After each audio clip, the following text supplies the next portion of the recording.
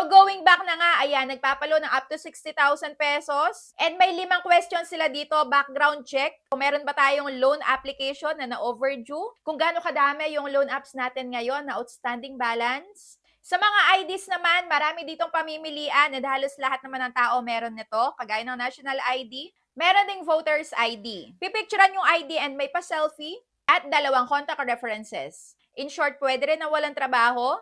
And after nyan, yun lang isasagutan. Na-offeran ako ng up to 6,000 pesos. And para sa akin, malaki na yon.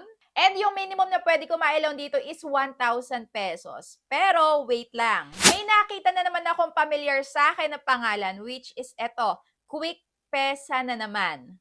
At 3,000 ulit. Sa lahat ng nakikita kong loan application na lumalabas yung Quick Pesa, 3,000 talaga yung offer niya. Pero dito, kaya siguro 6,000 pesos dahil pagka okayan ko to, pag nag-apply ako dito, 2 yung papasok sa akin.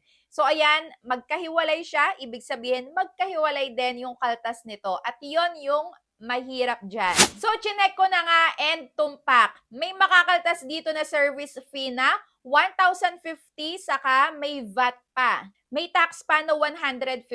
So, magkano na lang yung matatanggap? So, yan lang naman yung makakaltas pagka ipinagpatuloy ko to. Malaki to at ayokong mangyari yon.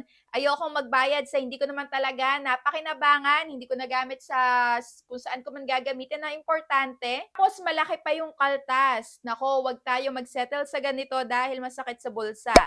Nung tinry ko nga yung 1,000 dahil, yes, sige, gusto ko talaga malaman kung magkano yung matatanggap.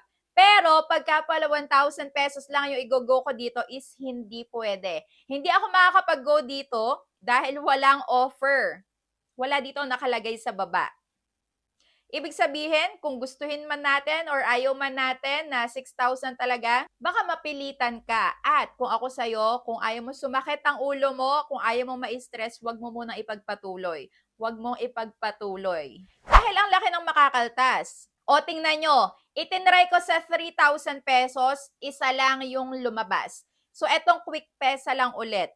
So, kung 6,000 yung i-go mo dyan, ako, 2 yung papasok sa account mo. At ako, ayoko niyan, hindi ko na ipinagpatuloy. Ayoko magbayad ng ganyang kalaki. At isa pa may nakalagay, regulated by BSP, and then SEC registered. Pero, hinahanap ko yung company name nila and certificate of authority, wala ako nakita. And another red flag na yon. So, offered by I Love Nursery. Kaya kung isipin natin, hindi talaga siya totally parang utangan.